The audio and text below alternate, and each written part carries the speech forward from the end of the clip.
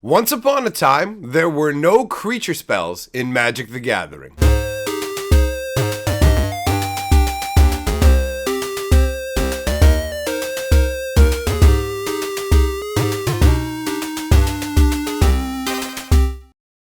Greetings, owners of fine luxury cardboard rectangles. It is time to speak of what once was. We're going to talk about old school pre-revisionist creatures and planeswalkers and how it all worked and how we went from summon to creature spell and the flavor change, all of that. So, if you don't know what I'm talking about, at the very beginning of Magic the Gathering, all creature spells said summon and then the type of creature. So if you were summoning up a grizzly bears, it would say summon bears or summon grizzly bears. I think it probably said summon grizzly bears. Might have been the full thing. But either way, no card said creature-creature type like they all do now. They were all summon spells. And you can see this even if you look at old school cards like unsummon. Sure enough, there you go. It makes perfect sense. The flavor's there to the point where they still even make the card now. So it's not like summon was a word that people didn't understand.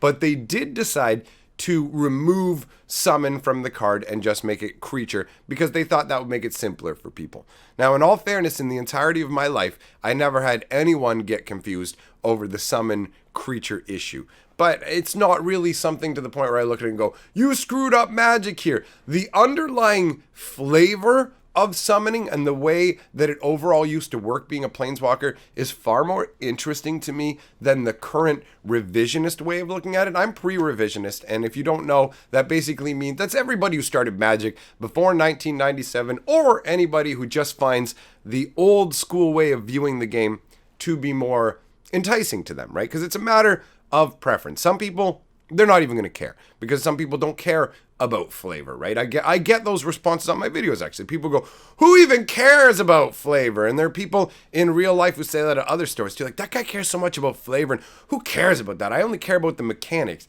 And if you're like that, that's totally fine, all right? We're different creatures, no problem. This conversation may not be as interesting for you. There's still something to get from it in terms of learning about the history of Magic, but you may not be able to see why it matters as much to me. But to understand why it matters so much to me, I want to explain to you how being a planeswalker used to work in terms of summoning creatures and how it works now in terms of creature spells. So the idea before was, as a planeswalker, you are this massively powerful wizard, right? You're not just some everyday wizard on the planet. You're somebody who's so powerful that you have a planeswalking spark that allows you to travel to different worlds. You're not bound to the world that you were born on.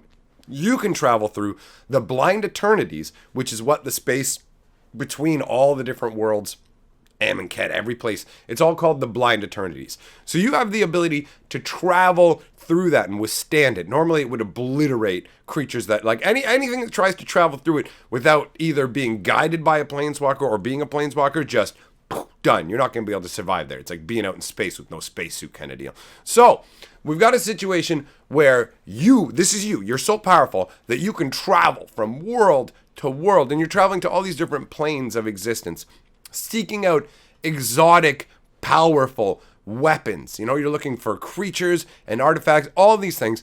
And when you find these creatures, you bind them to you in a number of different ways. Now, in the old stories, these old books here are fantastic for it.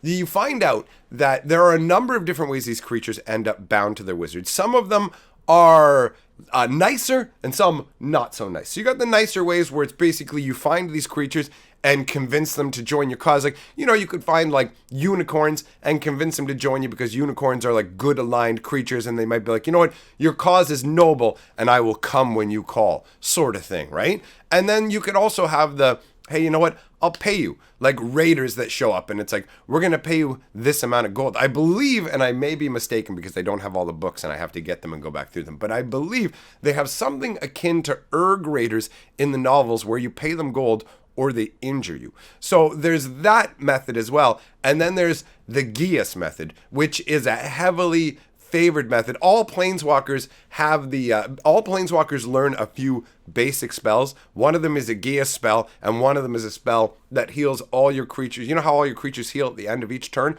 Well, all planeswalkers have that spell that lets them instantaneously heal all their dudes. So planeswalkers have these. The Geas is basically the ability to compel creatures to serve you against their will, all right? And now this is pitting the will of the planeswalker against the will of the creature itself. And in most cases, creatures are not strong enough to overpower the will of these planeswalkers. So they're bound to them and forced to serve their will. Now, these summons are all unique, right? So if you summon up a grizzly bear, it's that grizzly bear. Or for example, let's say back in the day, a wizard shows up or a planeswalker shows up on your plane of existence, finds you and binds you with one of these Geas spells. So now, or maybe they convince you to come along of your own will. But either way, when you show up, whatever happens to you happens to you. So if you get taken out by a creature kill spell like Terror or something like that, you're dead for good. Unless that planeswalker has a resurrection spell, it's not like after that duel between the planeswalkers is over, it's like, good game, shuffle up your dead guys back into it. No, these are real world stakes. These things are dead now. Like you're dead, you're gone. You don't exist anymore. That's how this works. I mean, your corpse is still there if some other necromancer wants to come along and pull you up. Like, these were real effects. These wizard duels, what these planeswalker battles would occur on World. So you'd show up, you could be anywhere. Like, boom, you're on Kamigawa. Another planeswalker shows up on Kamigawa. And you're having these titanic battles where you're summoning all these different creatures.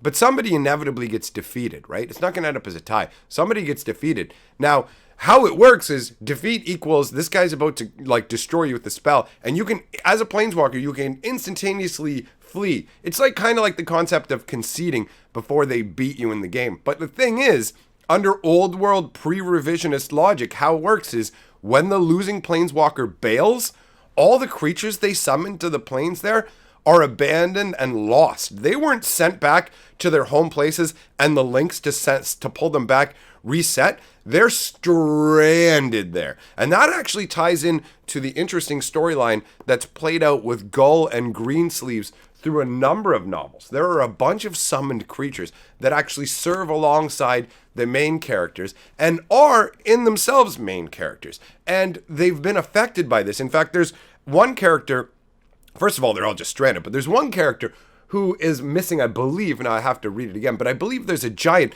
who had his arm hacked off. He lost his arm in the battle. The planeswalker left, fled before the end of turn when everyone would get healed. So those injuries are permanent. Imagine being pulled from your home and maimed and then just left in a foreign plane as if you just nothing.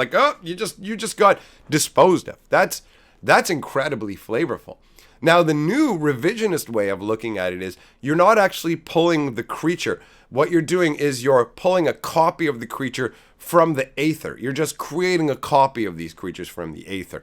And it certainly does allow for the concept of, oh wow, I've got 4 of these, and reusability the same way with decks. But in terms of diminishing the overall flavor, impact, and stakes of what's going on, it really does. It really takes away a lot, in my opinion. It takes away how epic you feel, and it takes away your deck is you going out there and accumulating all these things. And when you use something that's gone forever, like a Black Lotus, when that's gone forever. You sacrifice that's sacrificed.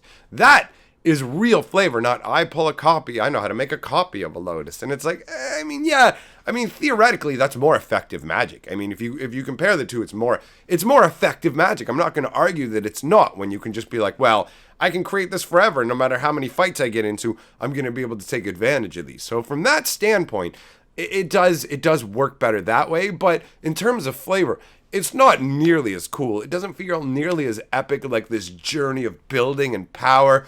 I don't like things that diminish the value of you as a planeswalker, because the game is representing you in a titanic planeswalker battle. And they brought planeswalker cards in, and they did the whole like, oh, planeswalker power has been diminished by the time rifts, and they justified it by the story. But overall, it diminished what planeswalkers are. And now you just see stuff where it's like, oh, planeswalkers are super powerful, and there's so many of them, but we're only going to see the same handful with Jace. And there's all these spells named after Jace and a Johnny.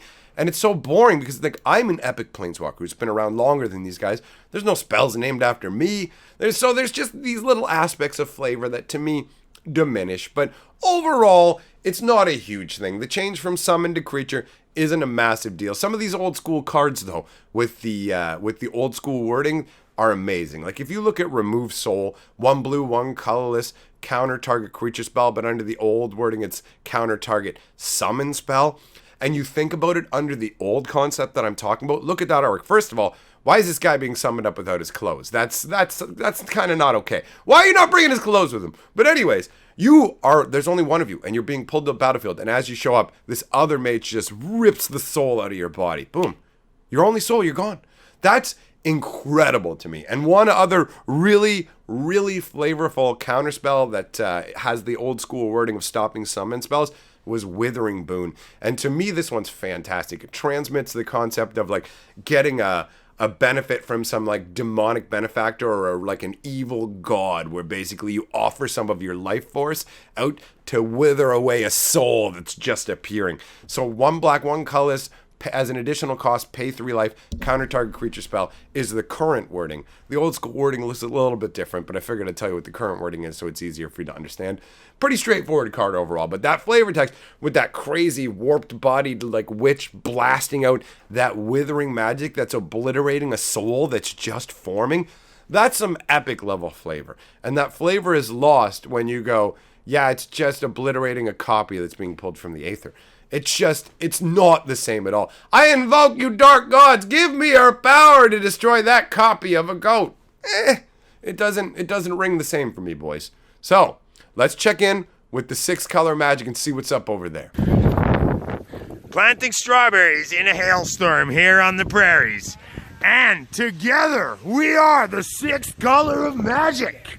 If you have not submitted a 6th color of magic clip, please do so. Submissions are open to everyone. I got some questions asking if it was just for patrons. No, it's for everybody. Speaking of patrons, let us roll the golden scroll, because it's time to welcome our newest member, Chad Escuridow. Thank you for joining up, my friend. You will see your name at the bottom of the scroll. That leaves one thing for me to do, and that is to offer you some more entertainment. Would you like some more magical lore where we talk about magic's history over here? Or would you like to have some fun on my other channel where I'll be streaming today? Either is a great choice. Just happy that you're here. Hail to the king, baby!